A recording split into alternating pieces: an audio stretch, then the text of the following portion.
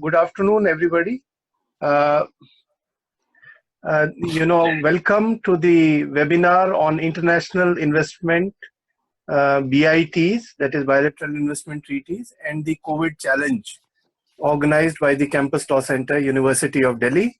I am Ajay Sharma, and I warmly welcome our speaker for the day, Dr. Prabhash Ranjan from the Faculty of Legal Studies, South Asian University, who is an eminent expert in the field of international investment law.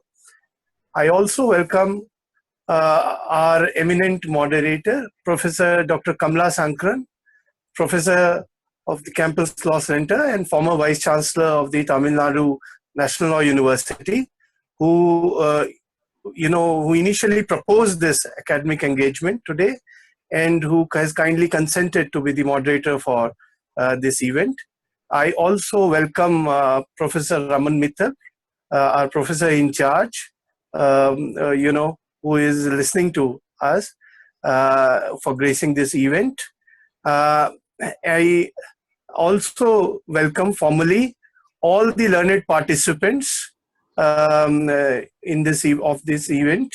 I request them that please intently listen to our learned speaker today, and you can ask your Q&As by typing them in the Q&As, not in the chat section. And they will be taken up after about 40 minutes, 35 to 40 minutes talk by our speaker. We'll have a quick Q&A session for another 15 minutes or so today. So this is all in my introductory remarks, and I would now request pass on the floor to Dr. Kamala Sankaran for introducing our speaker. Thank you very much. Thank you very much, Ajay.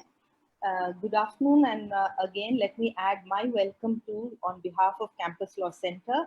I am also happy to welcome our professor in charge, Professor Raman Mittal, who is, I understand, is also part of this. I don't know whether our Dean Faculty of Law, if she is there, Dr. Vandana, I welcome you. I welcome all the other colleagues and students, and of course, anybody else from outside who's also logged in. So the topic for today's webinar, as you know, is going to be on international investment, bilateral investment treaties, and the COVID challenge. And our speaker this afternoon is Dr. Prabhash Ranjan. Dr. Prabhash Ranjan currently teaches at the South Asian University at Delhi. His PhD is from the King's College London, and he had earlier done his LLM from the University of London jointly from the School of Oriental and African Studies, SOAS, and the University College London. I particularly welcome Dr. Prabhash Ranjan because he's also a former student and alumnus of the Campus Law Center. Dr. Ranjan has also been a visiting scholar at the University of Sydney and at Brookings, India, a visiting fellow at the Lauterbach Center, University of Cambridge, and has been part of several projects and won several awards. He is sort of most well known for his book on investment law, and his most recent book, India and Bilateral Investment Treaties, Refusal, Acceptance and Backlash, which was published last year by the Oxford University Press, is, I think, in my opinion, the most definitive book on investment law in India. Dr. Ranjan will be speaking on the issues surrounding investment treaties in India at the present time. And as part of this introductory comments, as part of these, I'd like to flag a few issues. The economic slowdown and the near global recession that we have triggered by the COVID pandemic may once again lead to a nationalist and an inward-looking turn in public policy in the globe today. And that's a matter of real concern, because in the last couple of decades, we have seen investment, particularly in capital markets, a lot of investment happening overseas. Countries like China are heavily invested in all parts. They are perhaps the biggest purchaser of sovereign bonds in the US, hold a huge amount there. Africa, countries like Namibia, Northern Africa, Middle East, Southern Italy. But the footprint of even Indian investment is large outside. So I think we're looking at a bilateral issue here, Indian investment outside as well as foreign direct investment within India. Now, the call given by our own Prime Minister, Mr. Modi, last week for a self-reliant India, whether this signals a turn towards greater nationalism, is it part of the same pattern? Yet we know that we cannot be isolated in these times. So I hope that we will have discussion on this, whether there's a rollback to the recent trend of greater and ever widening globalization that we've seen in recent history. The second issue that I think I'd like to flag is the underlying legal regime governing international investments. Now, investment law is, of course, a branch of public international law because it concerns state and state rules. So in that sense, it's not like private commercial investment, which is subject matter of arbitration, etc. Now, why I think this is very important for not only in the area of international economic law, but also the theory of sovereignty and the future of the nation state as we see it today.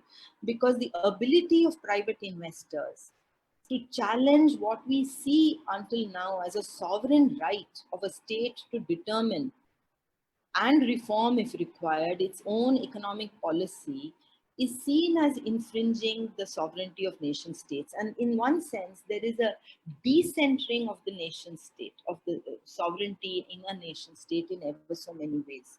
And therefore, what is the amount of space and voice that private investors should have in what are seen as traditionally sovereign matters? This is another question that I think international, and my own work on international labor standards, for example, whether the ILO declaration of fundamental principles should be seen as implicitly read in as part of customary international law in any treaty, whether the bilateral model by BIT of India, which has some space for labor and human rights, how we should read it. So I think that this evening, we're going to have a very rich interaction, and let me add and remind speakers once again what Dr. Ajay Sharma has just reiterated, that as you have questions, please do type them in, and we will be putting them all together to Dr. Ranjan at the end of this talk. So may I now invite Dr. Prabhash Ranjan to deliver his talk on international investment, BITs, and the COVID challenge. Dr. Prabhash Ranjan. Thank you so much, ma'am. I'm personally delighted to be part of this webinar. Thanks to you, thanks to Professor Raman Mittal, and thanks to my dear friend, Dr. Ajay Sharma, for this opportunity. Now, as Professor Sankaran has rightly pointed out, that we are living in times which can be called as kind of nationalist, or times where countries are increasingly looking inward. Now, in a situation such as this, it is very interesting to ask and to inquire that what role international investment law, or what role public international law itself has to play. Now, what I'm going to talk about in about next half an hour or so is primarily to take you through that given the COVID crisis that we are facing in the world, and given the COVID crisis that we are seeing in India, is there any possibility of foreign investors bringing claims against India or against other countries using the investor state dispute settlement mechanism? I mean, I presume all of you are familiar with bilateral investment treaties. These treaties impose obligations on the states and give certain rights to the foreign investors. Now, under these investment treaties, what foreign investors can do is that they can directly challenge the sovereign regulatory action of the host state before international arbitral tribunals. And then the International Arbitral Tribunal decides whether the regulatory measure adopted by the state is consistent with that country's BIT obligations or not. So a debate has arisen amongst several international investment lawyers globally, where many are apprehending that given the massive COVID-related regulatory measures that several countries have undertaken, it is quite possible that foreign investors might, when the dust settles, several foreign investors might bring claims against these nation states using the investor state dispute settlement, or the ISDS mechanism. Now, I think for us, it is important to understand that to what extent this is possible.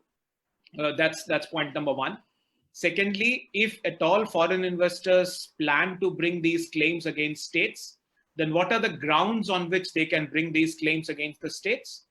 And thirdly, that if indeed these claims are brought, then what remedies the states have? In other words, what are the defenses that the states can mount to defend their regulatory measures? Now, before we look at these three issues, let's sort of try to understand what are the kind of regulatory measures which states have undertaken because of the COVID crisis. Now, these regulatory measures vary from state to state. So we have a large number of countries who have undertaken lockdowns of different degrees. For example, there's a very, very interesting study that Oxford University has conducted on the severity of lockdown imposed by different countries. And in that study, they conclude that India, for example, has imposed the most severe lockdown in the entire world. So you have, almost all countries have imposed lockdowns, although the severity differs. And the primary purpose behind imposing this lockdown, as we all know, is to break the transmission of the disease. Likewise, there are several other regulatory measures. For example, US under a Defense Production Act has asked some of the private companies to manufacture ventilators, personal protective equipment. Likewise, you have examples from Spain where countries have nationalized their private hospitals in order to address the increasing needs of hospital beds and healthcare. And likewise, you have several other regulatory measures which several countries have adopted. Now, from an investment law point of view, what is important for us to understand is that can any of these regulatory measures trigger any potential BIT violation? The answer to that is yes. And before I come to the specific grounds, the reason why I say yes is because if we look at the history, if we look at the emergency situations that have prevailed in the past in other countries, we would find that foreign investors did bring investor-state dispute claims against those countries for the emergency measures that they adopted. I will just cite two examples here. The first example is of Argentina. Argentina in the late 1990s, early 2000 faced a very severe economic crisis. It was a very severe financial crisis as well. And as a result, Argentina had to undertake several regulatory measures, which some may say were draconian. So for example, Argentina imposed a complete restriction on outflow of money. They imposed several other regulatory measures. Foreign investors started contesting these regulatory measures as potential violation of different bilateral investment treaties, and they also succeeded to some extent. So this is one example. The other example is of Egypt, which during the Arab Spring, the armed rebellion that it was facing, again undertook or adopted several regulatory measures, which again were challenged by a large number of foreign investors as a potential breach of Egypt's BIT's obligations. So given this past, it is likely that even in the COVID scenario, foreign investors might challenge the regulatory measures which states have undertaken as breach of different bilateral investment treaties. Now, what are the potential violations that can be challenged by foreign investors? So one very important ground in bilateral investment treaties is a provision known as fair and equitable treatment. So this basically puts an obligation on all the states that they have to treat foreign investment in a fair and equitable manner. Now, this is a very vague provision which does not contain any specific aspect to it. International investment arbitration tribunals have interpreted this provision to mean both procedural protection and substantive protection. So they have read into the FET, the fair and equitable treatment provision, various things. For example, they have read due process into it. They have read legitimate expectations into it. They have read non-discrimination into it, so on and so forth. So for example, a foreign investor may allege that any regulatory measure which any of the states have adopted is in violation of the due process or breaches the legitimate expectation of the foreign investor, so on and so forth. And on that ground, the foreign investor may bring a claim against the state. The second ground under which the foreign investor may bring a case is national treatment. National treatment, as we all know, requires the state to treat domestic and foreign investment in a similar manner. Now, a foreign investor can, depending on the regulatory measure, the foreign investor can again potentially make a claim that a state has adopted a regulatory measure which has put a discriminatory burden on the foreign investor in comparison to the domestic investor. Now here, it's also important for us to keep in mind the distinction between the regulatory measures. It's important not to club all the regulatory measures under one rubric. The regulatory measures that states are adopting, including India, can be broadly divided into two categories. One category is of regulatory measures which are directly addressed at addressing the public health concerns.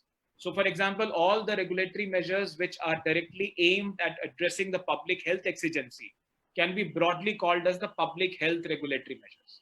On the other hand, you also have countries which are adopting regulatory measures in order to address the economic fallout of the COVID crisis. So, for example, the package that Prime Minister Narendra Modi has announced, which Professor Sankaran referred to, is kind of a regulatory measure which has been adopted by India in order to tackle the economic fallout of the COVID crisis. Now, in my talk, when I talk of regulatory measures, I'm largely referring to those regulatory measures which are pertaining to addressing the public health concerns. This is not to say that the other set of regulatory measures cannot be challenged. They can also be challenged. But right now, the major concern before the investment lawyers is about the public health related regulatory measures. So another ground on which these public health related regulatory measures can be challenged is expropriation. Expropriation, as we all know, means taking foreign investment. Direct expropriation, which has now become rare, which primarily involves taking foreign investment in the sense that you acquire the legal title of the property. But what we have today generally is known as indirect expropriation, whereby the regulatory measure which the state has adopted does not lead to a taking of the property, but nonetheless it has an effect which has an impact equivalent to direct expropriation. So a foreign investor, for example, can argue that one of these COVID-related public health regulatory measures which states have adopted results into indirect expropriation. To give you an example in context of India, the lockdown that we are currently living in was announced on 24th of March, and we are currently in lockdown 4.0. In these last 60 days or so, consumption has completely fallen.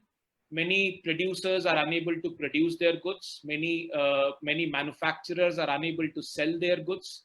It is not that they don't want to sell the goods, but there are no avenues available for them to sell the goods because people are not buying the goods. People are not going to the market. In fact, they're forbidden from going to the market.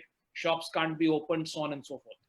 Now, in a situation such as this, it is quite possible that a foreign investor may allege that this lockdown, which India has announced running into months now, has actually resulted into substantial deprivation of my investment, and therefore it amounts to indirect expropriation. Now, if such an argument were, or if such a claim were to be made by the foreign investor, the question would be that will India or will any other country be able to defend it? And if yes, then what are the grounds on which these defenses can be raised? So before I come to the grounds, let me summarize this part of my talk. So I've basically said that the grounds on which foreign investors can bring claims against the state, challenging public health related regulatory measures. I've basically talked about three grounds: fair and equitable treatment, national treatment, and indirect expropriation. There can be other grounds as well, but these three, in my opinion, are the most important on which these regulatory measures may be challenged. Now, let me come to the second part of my talk, which is what are the grounds on which states can defend their regulatory measures if they are challenged on these three grounds. If we look at the bilateral investment treaties, and especially the bilateral investment treaties of India, we would find that a large number of them have what are known as, in the literature, what is known as the non-precluded measures, or more simply, the general exception clause. So, for students of trade law, for example, we have something like Article 20 in the GATT, which basically says that notwithstanding anything contained in the agreement, subject to certain conditions, the states can adopt regulatory measures for the purpose of public health, environment, so on and so forth. You have similar such provisions in bilateral investment treaties, although their language and architecture varies from treaty to treaty. In quite a few Indian investment treaties, you have public health as a ground on which a state can deviate from its treaty obligations. So if a claim of expropriation is brought against India, for example, India can always rely on these general exception provisions and say that this regulatory measure is to attain the public health objective, And therefore, even if it amounts to a breach of the BIT obligations, India will not incur any liability and there will be no obligation to compensate the foreign investor. Likewise, in these general exception provisions, there is another very interesting provision known as a situation of extreme emergency. So according to this situation, or according to this phrase, if there is a situation of extreme emergency, then the state can deviate from its BIT obligations. Now, this provision can again be very handy for India to defend its regulatory measures. India can say that the COVID crisis is indeed a situation of extreme emergency, and therefore all the regulatory measures that India has adopted during the COVID crisis fall under the emergency situation, and therefore India will not be liable for any breach of the bilateral investment treaty. The third defense which India can make is the police powers argument. Now, this is something which is very interesting. It comes from customary international law, which basically recognizes that sovereign states have the sovereign right to regulate, and they are not bound to pay any compensation to the foreign investor, provided their regulation is non-discriminatory. It is aimed at achieving a public welfare objective such as public health, and has been adopted following a due process. This principle, the police powers doctrine as it is called in the investment law literature, has been recognized by a large number of ISDS tribunals in the jurisprudence. So we have several ISDS tribunals which have recognized the right of the states to adopt police powers, and if the regulation falls within the ambit of police powers, then the states do not have any obligation to compensate the foreign investor. In other words, the states have not breached their BIT obligations. I've just completed writing a paper on this aspect in context of Indian BITs, and there I've argued mainly 2 points. First is, while this principle is very well recognized, there are 2 issues in which which require closer scrutiny. The first question is, there is no taxonomy of of police powers principles. I mean, there is no list which is available that one can look up to and say that if it falls within this list, it will qualify as a police powers doctrine. So that is one problem. But this is not a very difficult problem, because large number of ISDS tribunals, as I said, recognize public health as an integral part of the police powers of the state. So this problem is not very difficult. But the second problem, which I'm going to talk now, is little difficult, which basically says that do the police powers doctrine have any limits? In other words, do they operate within any limits, or there are no limits to the operation of the police powers doctrine? I'll give you a simple example. Let's assume that a foreign investment is completely is totally deprived because of the national lockdown. So let's assume that there's a company whose worth was about, say, $100 million. Now, because of the hardship that the company has faced for the last 2 months and is going to face in the foreseeable future, it results into substantial or total deprivation of the foreign investment. Now, in that situation, the foreign investor brings a case of indirect expropriation against India. Now, can India say that this was a measure which was part of a national lockdown and which was adopted to stop the spread of COVID-19 pandemic? And will this argument be acceptable to an international arbitral tribunal? Now, here the question is that while it is one thing to say that we have a police powers doctrine, what is very different is that how will it actually apply in a practical situation such as this? In other words, can a state get away by saying that although we have completely destroyed your investment, nonetheless, since it was for a public welfare objective such as public health, therefore we don't incur any obligation towards you? Now, this is a difficult question to answer for the simple reason that ISDS tribunals are not of a uniform view as far as this particular question is concerned.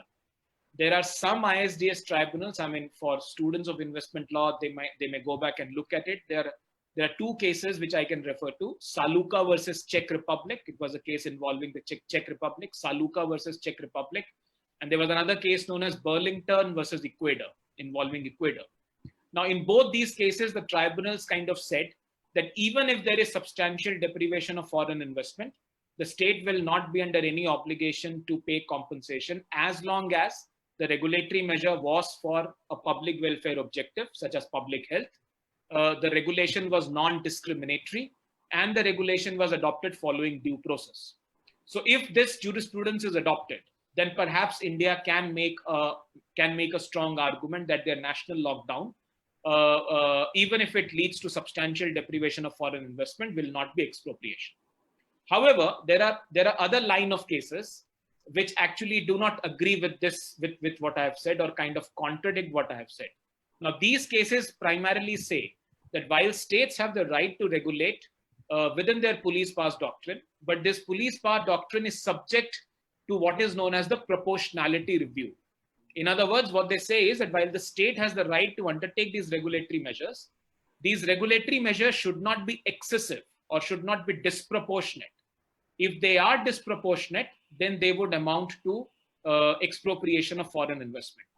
Now, the moment we bring in this notion of proportionality into the entire discourse, then what it basically becomes is a very difficult balancing exercise, where the arbitration tribunal will have to balance the benefits flowing out of, say, the national lockdown versus the cost that this national lockdown has imposed on the foreign investor. And then it will be subject to the subjective interpretation of the arbitration tribunal to decide whether the benefit outflows the cost or whether the cost outweighs the benefit. And if the cost outweighs the benefit, then the national lockdown would still qualify as an example of expropriation. So this is a gray area, and therefore it is uncertain how the arbitral tribunal will interpret this should it be challenged by a foreign investor. And therefore my conclusion in the paper is that India needs to err on the side of caution. In other words, what India should ensure is that its regulatory measures are not excessive or disproportionate. India should definitely ensure that its regulatory measures are adopted following due process.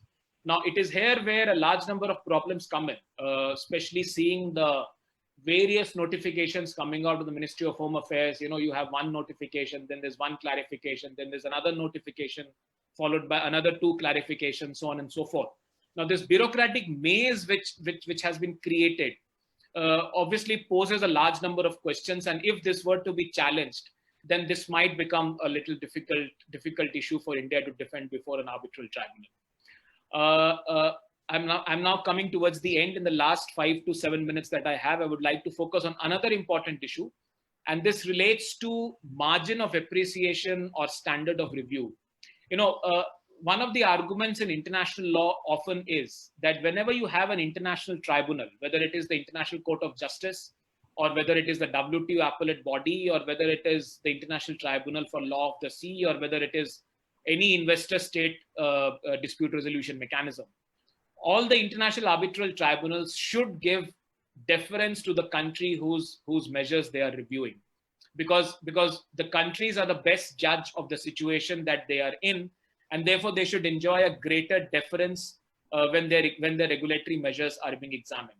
Now, this concept of standard of review has been a hot topic even within investment law. A large number of scholars have argued that ISDS tribunals should accord a high margin of appreciation, as it is called, to states when they are judging the regulatory measures, because the states are the best judge of the situation they are in, and therefore the state should have the right to decide whether the measure is the correct measure or not.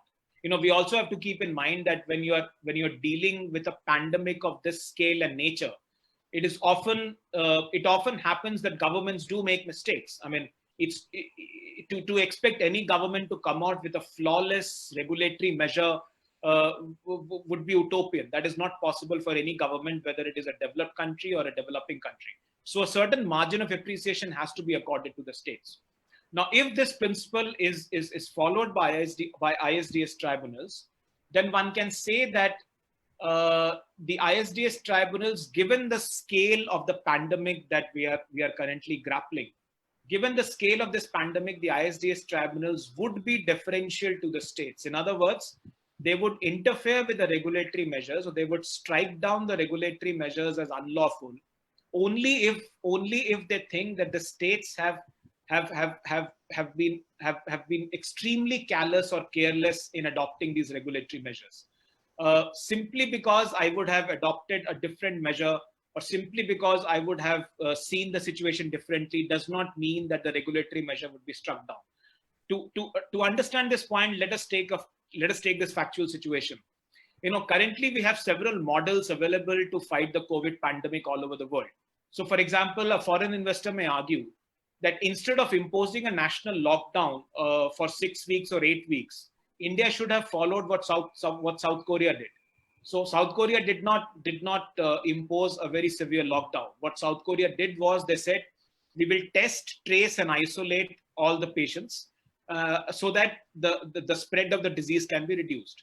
Now, that is an alternative model which is available. So the foreign investor, anybody could argue that why a country like India did not undertake the South Korean model of test, isolate, and quarantine rather than impose a national lockdown. Now, here again, the arguments that India can make or the Indian government can make is that India is in a very different situation in comparison to South Korea.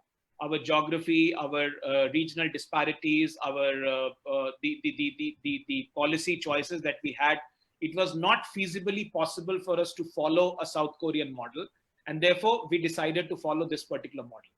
Now, if a tribunal duly accords margin of appreciation or the standard of review, it will grant deference to the state, and it will say that we do not quarrel with India imposing the lockdown, but we see that whether in imposing the lockdown, India was non-discriminatory, it followed due process, and if it did, then the regulatory measure would not be a violation of the bilateral investment treaty.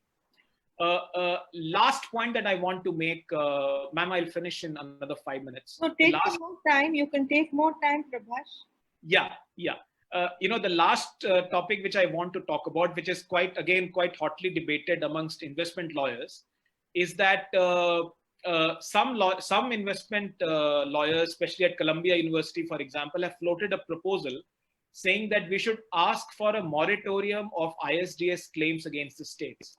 So basically what this proposal means is that till we have the COVID crisis, foreign investors should be barred from bringing any claims against the state.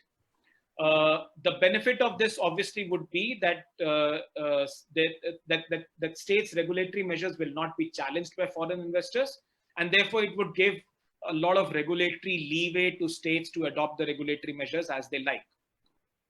This is obviously very popular amongst those professionals or those academics who are extremely critical of the investor-state dispute settlement mechanism, because they think that this is an industry which churns out on the directions of London-based law firms, where we have arbitrators waiting for arbitral appointments, so on and so forth. And therefore, this moratorium would be one way to put an end to, to sort of use a rhetoric phrase, profiteering from injustice in a situation such as this.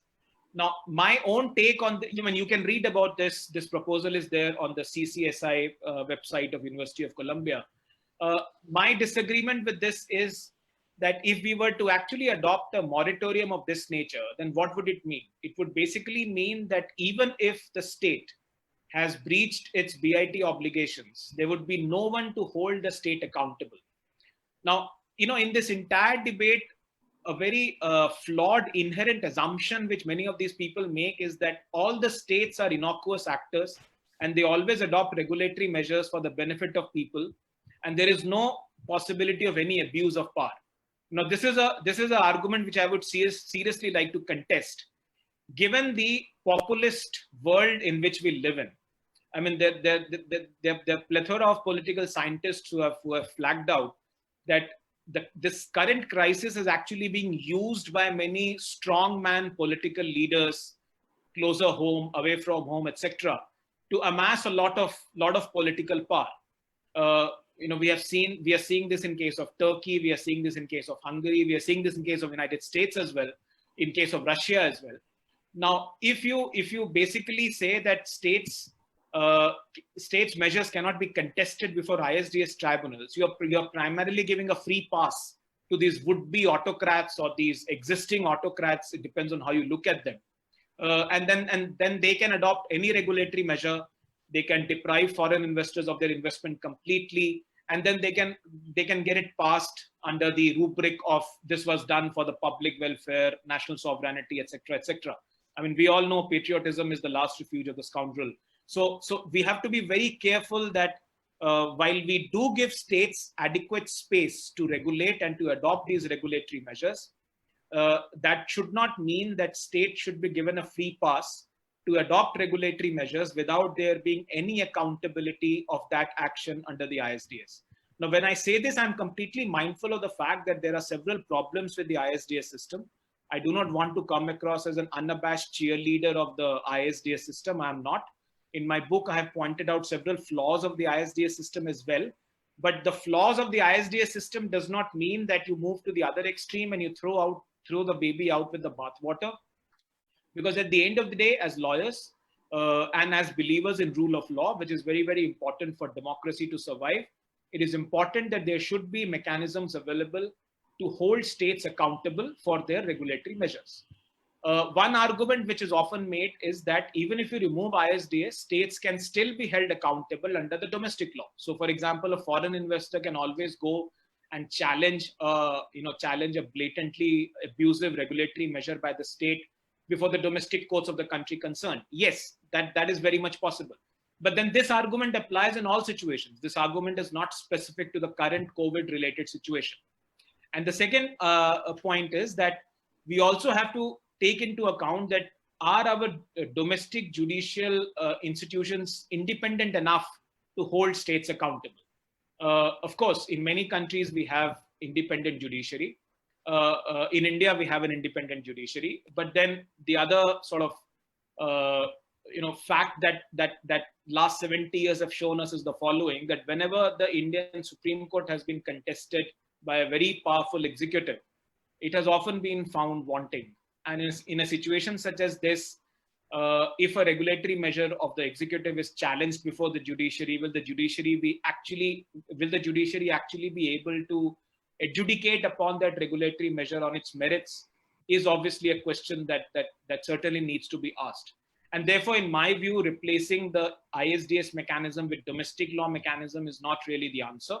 There needs to be an ISDS mechanism that can hold states accountable. But at the same time, of course, states need to have their regulatory space, their regulatory leeway, so that they can adopt regulatory measures to tackle this extremely once in a century kind of pandemic that we are currently grappling in. I'll conclude by saying that if states adopt their regulatory measures which are not excessive and not disproportionate, then I do not think that ISDS tribunals would strike down those regulatory measures as breaches of BIT. Yes, there is a possibility of foreign investors bringing the claims, which means that states will be involved in those claims. But that is something which is part of the system. You cannot say a system is irritant just because somebody can go to the court. That is very much a part of the rule of law, and you should be prepared for that. And therefore, if regulatory measures are not excessive or not disproportionate, ISDS tribunals will be deferential to the states in adjudicating the COVID-related regulatory measures.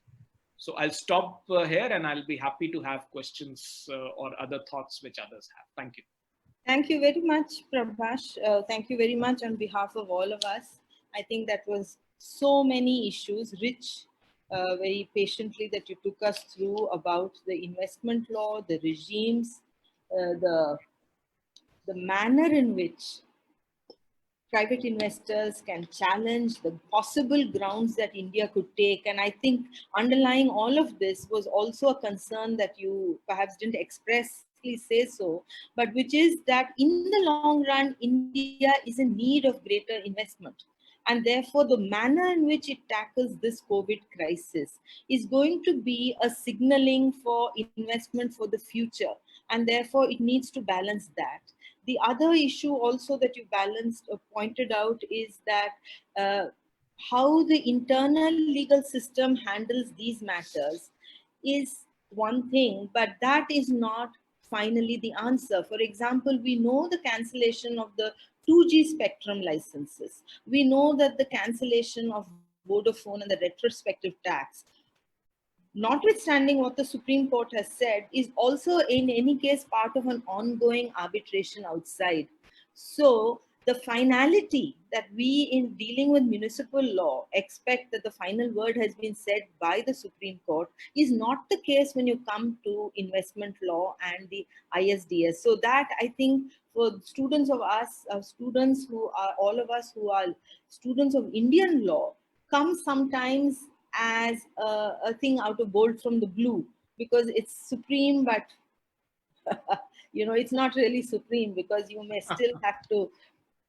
So I think that there are these issues. Now, we already have quite a few questions. I'd invite listeners to continue typing, but I'm going to take these few questions that have come right now and place them before Dr. Ranjan, and as he's answering them, maybe we will get some more. So we have one question here, which is that when the international markets are going through an anti-China sentiments, and the opportunities and challenges for India are opening, how good is the model BIT for handling future investments if India is going to be this replacement destination for investment that was earlier going the China way? I'm going to club 2-3 before you and then ask you to respond together. There's then another comment that whether India's model BIT talks specifically about a pandemic, or is it silent on this question, and do we need to read between the lines when we look at the model BIT? Then the third question or comment that has come is that the foreign policy of our country against China, does that go, our Indian foreign policy, does it go against the principles enunciated under international investment law? So let me first put these 3 comments to you. The one about model BIT and whether it speaks about the pandemic, whether the measures that India should take in order to comply with the investment law and yet be a destination for investment that earlier went to China. And lastly, whether this policy of ours would be in line with international investment law. There are still some more, but I think let's just, this first tranche of questions. Yeah, sure. Thank you for these interesting questions. Let me first take the China question straight away, because this is something which is often talked about even in the media. Now, there's this talk going on, and in my opinion, it's an unnecessary excitement that, we have a large number of investors exiting China and they are queuing outside India with folded hands to let them come into India. That's not happening. I mean, let us be very clear. If you look at the research which several economists have done, they would tell that while it is true that some companies have decided to relocate from China, but they have decided not to come to India. They have gone to Vietnam, they have gone to Thailand, they have gone to other East Asian countries. I'm forgetting the exact data, but there's a study done by Nomura, the financial company, which says that out of some 50 odd investors who moved out of China, only 3 decided to come to India. I think it's very important for us to understand that investors don't come into your country just because you want them to come and just because you feel good about attracting investment. Investors come into your country only if they think that they will be able to do business here and they'll be able to earn profit. Now, we need to understand what are the strengths that India has. The biggest strength that India has is its domestic market, the size of its domestic market. The second strength that India has over other East Asian countries and countries like China is that India is a democracy. Now, in the recent times, whether India is indeed a vibrant democracy is again a question that needs to be answered. And these are the soft power elements of India which actually are affecting India's reputation, and that is going to play a role even in the decision of the investors to come to India. So it is very easy and very good for us to hear from our politicians that foreign investors are leaving China and they are coming to India. Well, empirical evidence as of now shows that they are not quite coming to India. And they will not come to India unless until we undertake some structural reforms. For example, Professor Sankaran is here and she's an expert on labor law. I'll not talk about that, but I'll just give you a small example. We have heard so much about reforms in labor laws for decades from economists, etc. But what does a reform mean? Does it mean that you suspend application of labor laws for 3 years? What happens after 3 years? You bring those labor laws back after 3 years? So do you think a foreign investor, if at all, the investor gets tempted by no labor laws, will the foreign investor come and operate only for 3 years? So I think what I'm saying is that there is a need to think through these issues more carefully, more diligently, bring in structural reforms which are pretty boring. They don't make for good 8 p.m. televised addresses, etc. But they are what is needed for the country to develop and to attract those investments. As far as the model BIT is concerned, well, the model BIT is very, very state friendly. So in a situation such as this, it will be very handy for the state to, if that is converted into an investment treaty, it will be very handy for the state to use that to defend its regulatory measures.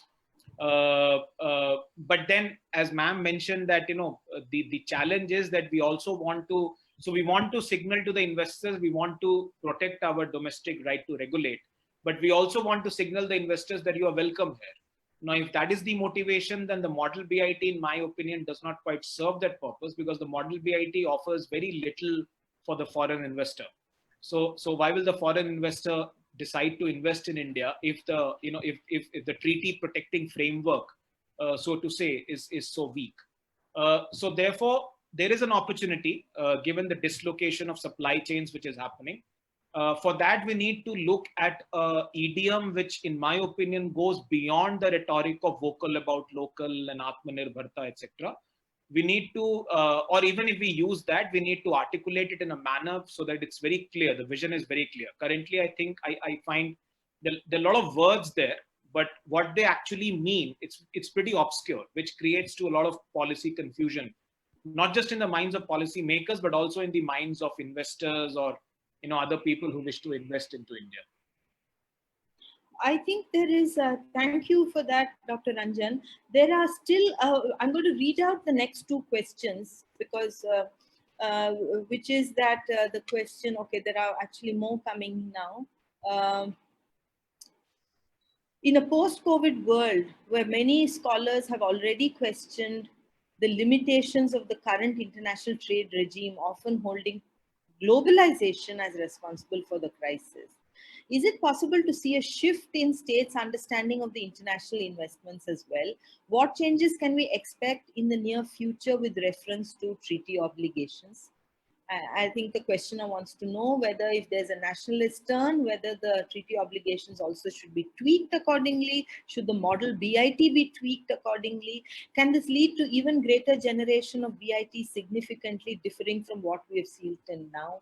And whether protectionism, and sort of linked to that, one moment, there's one more, which is actually an information question, which is what is the trends in which the investor state dispute settlement tribunals, the ISDS tribunals. And here I want to just say, if for the benefit of viewers who don't know what ISDS is, if you can just spend a minute or two explaining BIT and the architecture of ISDS, I think it would be extremely helpful, okay? Because we have people who are listening in who may not have studied these issues.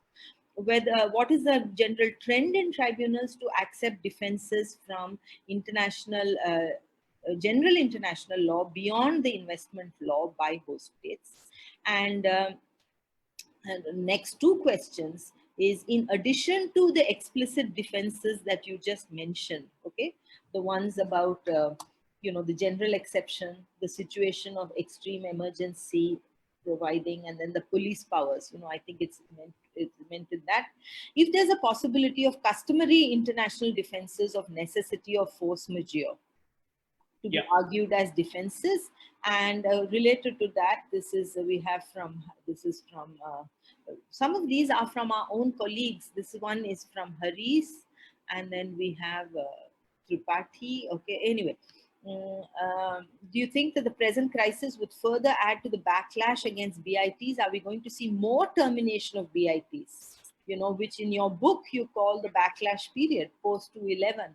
And are we going to see more termination of BITs in the coming future, though it may not be helpful in restricting ISDS claims because of the sunset clauses? So if you can address these, and there are more coming. So Yeah. So very quickly, I mean, for people who are not familiar with the subject, ISDS, primarily investor state dispute settlement, what it does is that, as I mentioned in my talk as well, it empowers private foreign investors to directly bring claims against sovereign regulatory measures of the state. Now, if you compare this with the WTO system, for example, in the WTO system, the sovereign regulatory measures can only be challenged by the state. I mean, this is generally true for public international law. Investment law makes a departure from this by allowing private investors to challenge sovereign regulatory measures. So a foreign investor can challenge, say, a law passed by the parliament or any such regulatory measure which is sovereign in nature directly before an international arbitral tribunal. So this aspect makes this investment law a completely different animal in comparison to the larger body of public international law. Now, the question on economic globalization and whether that has played any role in this. Yeah, well, some people, of course, blame globalization or sort of say that globalization has accelerated this trend. I'm not very sure about that. But then there are some who also say that globalization has been beneficiary. I think it's important for us to understand that when we talk about globalization, it really depends where you stand. For example, if you're an American who lost his job because of globalization and because jobs were being transferred to a call center in Bangalore or to manufacturing being outsourced to textile manufacturing being outsourced to Dhaka or Chittagong, then maybe you will say globalization has been bad for me. But if you got a job in Bangalore in a call center run by an MNC, which would not have been there if this globalization would not have taken place, then you would say that I have been a beneficiary of globalization. Now, if we look at India specifically, and if we look at very tangible indicators such as the gross domestic product, I'll ask all of you to do this interesting study on your own. Look at what was India's GDP in 1960. Look at what was India's GDP in 1991. And look at what is India's GDP in 2018 or 2019. From 1960 to 1991, the GDP was pretty much flat. We talk about flattening the curve. So the GDP growth rate for 31 years post-independence was pretty flat. But from 1991 till 2018, the GDP growth rate has been exponential. There has been a quantum jump in the overall GDP number. This has also translated into India pulling out a large number of people out of poverty. India's share in the global GDP from 1990 till 2016 increased from 3.6% to 7.2%, which means that in just a span of 26 years, India's share in global GDP doubled. Now, why I'm talking about 1991? Because 1991 is the official date when we can say that India started integrating into the global economy. So my submission is that India has actually been a beneficiary of this economic globalization. The West may not have been a beneficiary. There is a backlash against globalization in the West. And that backlash largely is because Asia and Africa, especially Asia, has been a beneficiary of this globalization. Of course, this is not to say that there have not been concerns. There are concerns of income inequality, wealth inequality, so on and so forth. But that does not mean that benefits have not come India's way. So therefore, what should be India's reaction to globalization, in my opinion, should be different from what should be West's reaction. So we cannot have President Trump kind of populism in India, which looks at WTO with disdain and with international law with disdain. But this is where I'm disappointed with the Indian government's approach, which is now actually using populist nationalism even for economic globalization, which I think is deeply problematic, because that India should actually be at the forefront of defending this economic globalization, defending the liberal order that was built over the last 3 decades. Because there is West which wants to dismantle this global order. But India, by turning inwards, is actually not helping in that direction. Sorry, I'll take other questions. No, there's one little bit left over. So if your argument is that there's no case for Indian exceptionalism in these times, the question that had come earlier was, how should the model BITs be changed? Do they address directly a pandemic-like situation? And if not, how should they be changed in order to address this? Yeah. And then the second thing was, apart from the 3 exceptions, could the standard general exceptions of necessity and force majeure, those two remain? Yes. So the model BIT that we have is actually pretty inward looking, pretty nationalistic, if I may say so. Because as I said, that it gives too much of power to the state to regulate without giving much to foreign investors. So it is pretty nationalistic, pretty inward looking. It is primarily designed to ensure that ISDS claims are not brought against India. So that actually goes in the direction of a backlash against globalization, not in a manner which is supportive of globalization. yes, it is possible that there might be terminations of BITs. In fact, India has almost terminated all the BITs. And as one of the questions of Harris rightly points out, that one of the provisions of these BITs is that they have a sunset provision or a survival clause, which basically ensures that the BIT would remain in existence for 10 to 15 years post termination for the investment which had already come in before termination. So investment which comes in after termination will not enjoy treaty protection, but investment before termination will enjoy treaty protection. So, so by terminating these investment treaties, again, India is signaling the same backlash towards economic globalization. Yeah, on the customary international law. Yes, I mean, if we look at the police powers argument, for example, police powers also comes from customary international law. Apart from that, as far as things like necessity are concerned, if we use necessary from customary international law of articles of state responsibility, in my opinion, it would be very difficult for the state to make a successful claim under that, because that particular provision is pretty draconian. It can be used only in very exceptional circumstances, such as it being the only way, so on and so forth. But even within the bilateral investment treaty, you have necessity defense. And as I mentioned in my talk, if the state can show that there was no other alternative measure reasonably available to adopt, to tackle the COVID pandemic, then the state's measures will be necessary. So customary international law defenses to some extent may be problematic, but some of them can be brought in to defend India's regulatory measures. Let me take one more question that has come in. This is from Shauvik Mukherjee. I didn't really acknowledge the names of, apart from Harris, Dr. Vikas Ram Tripathi had asked that question, and Mr. Vinayak Jam had asked a question, and Samar Trigunyat had asked the other question that you'd answered. Now, let me just move to a question which is from Mr. Shauvik Mukherjee, that whether after the model BIT of India, he mentions that only 3 have been signed, one of them being with Brazil. And there's a significant dilution of the concept of ISDS from the designing stage of the BIT, and whether the so-called surge of investment post-COVID could actually come to life with such a shift in practice and vulnerabilities associated in operation. I think the long and short of it is whether any further change would trigger and lead to greater investment, because the actual practice has not been that robust. Yeah, so as I said that, the treaties have been terminated. So for investment which had come before the termination, those old treaties still hold good.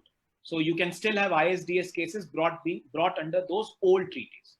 Under the new treaties, I agree with Shauvik that under the new treaties, since there are only 3 BITs that India has signed based on the new model, and out of these 3, the one with Brazil does not have the ISDS provision. So if this new treaty practice continues for another few years, then it is possible that the possibility of ISDS claims against India would be reduced, because I don't think a foreign investor would fancy his or her chances of a claim under these new generation BITs, because they don't give much rights to the foreign investor. So if this treaty practice continues, then there might not be a surge of investment claims, but there can still be a surge of investment claims against India under the old BITs which have been terminated. One of the questions, one of the points that you had raised in your talk was about the potential answers that India could give if proportionality was to be argued, and we were to apply a proportionality test rather than a due process test, which is what some of the ISDSs have done. Now, given the fact that you have not just Korea, at the one end, you have Sweden, which went very overtly to herd immunity and basically put hardly any regulation in place. And then you have a very nuanced response by Korea, which depending on the testing would determine the depth and the width of the regulation, to one which is like full clamp down, and then after that we will test, which is India. Now, given the fact that there are 3, the doctrine of proportionality, and the prongs of proportionality test that is universally accepted, of course, is context specific. Now, once it is context specific, what relevance would other international responses have a role to play at all? Because the response would be so country specific. So why would we have to look outside? Why can we not develop a response based completely on Indian exceptionalism? No, absolutely. That is what I said, that, given that it is context specific and given that there will be deference granted to the country concerned. I mean, let's assume that there is another country of the size of India, which has actually adopted something like what Sweden or something like what South Korea has done. Then there can be a stronger criticism of what India has done, the clampdown that we have, because the argument would be that if another country of your size and which is equally placed like you could have done that, then why didn't you do it? But since South Korea and Sweden are pretty different from India in almost all respects, therefore the contextual argument would become important and deference would be granted. The other important issue here is that what India has done is not something which is completely out of the blue. There is a lot of scientific opinion in support of a clampdown or a lockdown of this nature. So, when you have several scientific evidences available to you, one can always argue that it is the discretion of the state to rely upon scientific evidence based on the context in which they are taking the decision. So my sense is that India should be able to defend itself, even if the proportionality test were to be applied to the Indian scenario. But the only issue is that some of those regulations might have been little excessive. For example, there was one regulation which said that all the companies have to pay salaries to their staff during the period of lockdown. Although now I think that the MHA has done away with that. Yes. Yeah, with that notification. Now, notifications such as this could be problematic because they do become excessive unless or until the state provides a wage subsidy or unless or until it does something else. Okay, since we're on this, since we're on this labor, there's a related question that has come in on whether the human force or one of the strengths of India is the cheap labor that's available. But what the problem which we are witnessing is that Indian labor, this is a question from Sonia Pandey, that Indian labor is facing daily, and the recent changes in labor law, will it not, I think she means deter the investments that bring into India. But before I hand it over to you, Prabhash, I also want us to draw attention to a series of studies internationally and in India. The normal presumption that if you dilute labor laws, investment flow and investment gets attracted has really not been borne out empirically. There are studies in India, in fact, from Delhi University itself, Aditya Bhattacharya, you can see various people have commented on it, but there have been other studies from IIM Ahmedabad, and then there are these global studies even from Cambridge, tracking several countries to show that the low road to development doesn't go very far. And therefore, having a minimum threshold of labor rights and labor standards, in fact, no investor will come in where there is a vacuum in labor standards because their own consumers there would not want to buy sweatshop goods. And so there is this issue. So I just wanted to also just make this comment before I handed it over back to you. No, absolutely. I completely agree that this argument of, easing labor laws, etc., is actually oversold. And there are many empirical studies. Professor Bhattacharya, Professor Pranab Bardhan has also written about this, where he says that, this argument can only go so far. So I don't think that this argument that we do away with labor laws or make them very, very relaxed on its own will attract investment if other things don't change. I don't think that is borne out by empirical evidence. I completely agree on that. Now, as regards the question that if the labor is not available, then will it affect investment? Yes, of course, it will affect investment, and therefore it is also important that you treat your labor well. I mean, the way the migrant workers, for example, have been treated is not quite the right way in which you treat your labor with dignity. And that it is not just about race to the bottom. It is also about giving dignity to labor, which is also important. There's one new question that has just come up now on my screen, and the question from Swargodeep Sarkar is as this: suppose a BIT was terminated in the year 2014, but a dispute arose in the year 2018. Can an investor bring a claim against India on the basis of a terminated BIT? Yeah, so again, the answer to that would depend on when was that investment made.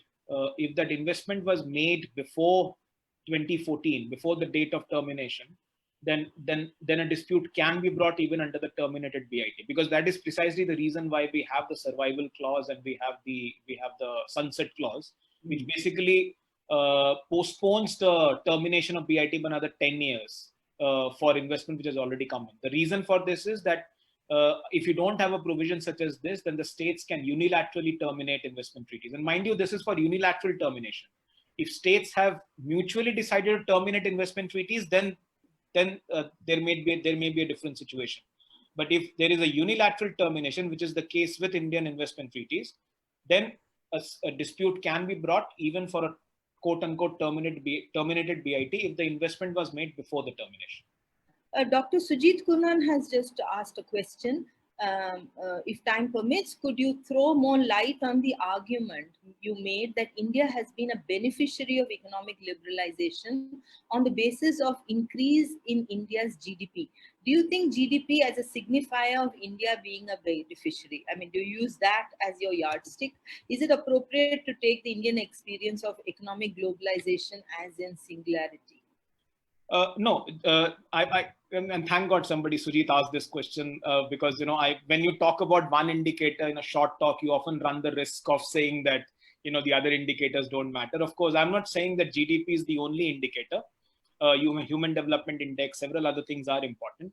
But I'm just pointing out to one of the very important indicators, whether we like it or not. GDP, or how rich the country is indeed a very important indicator.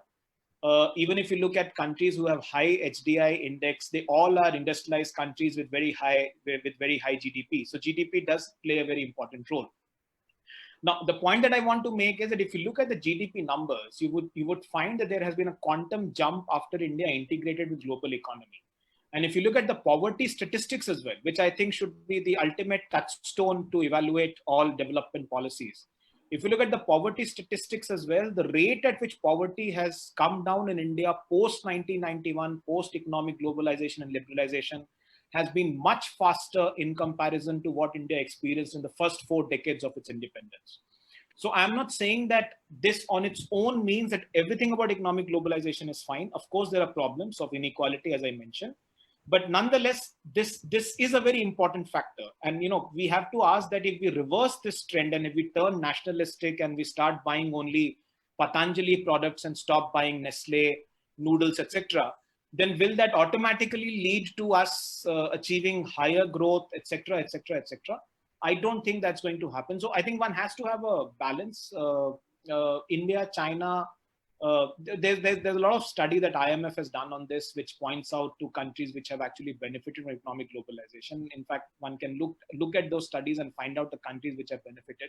India is not the only one, but their study basically says that countries which were not deeply integrated have been the biggest beneficiaries of economic globalization. And countries like India, China, Ethiopia, Brazil, etc., have been the beneficiaries in that sense. Okay. I think there are not very many more questions here. I have to thank all the people who put in their comments and questions, because they were all of a high order and they had listened to this talk very closely. And I think if there's nothing further, I think, I must thank Dr. Ranjan, because in a very simple way and very clearly, you elaborated the real challenges that are confronting India now in this COVID scenario. And I think you flagged also the very important issue that there is a possibility of a great deal of litigation that could happen. It may not happen, but it could happen. And therefore, the need for India to observe the procedural steps by way of abundant caution, so that it is in a fit position to reply. And number 2, to also have a sense of proportion, that there is the world looking. I mean, look at the criticism regarding Hungary at this point in time, that you cannot use this to create a new normal with regard to rule of law regimes, or with regard to general, you cannot convert this as an occasion for imposing emergency provisions in other realms of life. And I think that this is a very important, definitely an issue that concerns many of us. And I think that all of us who are students of law many teachers, it could be students. This has given us an occasion. It's one of those lovely areas, investment law, Prabhash, which is such a lovely cusp between international law and municipal law, right? It Yes. straddles both. Absolutely. You walk with both legs, right? On both sides of the branches of law. And it also is something that's so interdisciplinary, because you need to look at economics, you need to look at trade, and you need to look at the legal regime too, in order to understand this profoundly. So let me once again, on behalf of the Campus Law Center, on behalf of the PIC, and on behalf of all my colleagues and students, thank you very much. Okay. Thank And you so much. as I mentioned in the beginning, thank you. And I'm going to invite Dr. Ajay Sharma to just come in at this point.